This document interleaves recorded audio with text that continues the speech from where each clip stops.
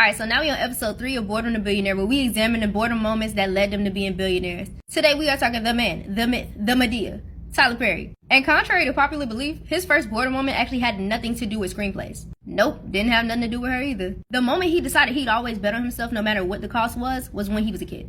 And you can never be too young for a boredom moment. His dad was actually a contractor, and he saw his dad get so excited about getting $800 a week. But then he realized the owner of the place that his dad was working on was getting $80,000. So that was the moment he decided he'd always be the latter. And yeah, he was young, but seeing that shifted his entire mindset. But his heavy hitter boredom moment was years later. He was watching Oprah one day, and she was talking about how journaling was so cathartic. So at like 18, 19, he started journaling. But that still wasn't his second boredom moment. The moment was when he decided that he was going to turn his journals into a play. I Know I've Been Changed was his very first stage play. Side note, everybody, including himself, thought that he made that in 1992. He made it in 1993. He worked his ass off raising $12K to fund that play, and it flopped.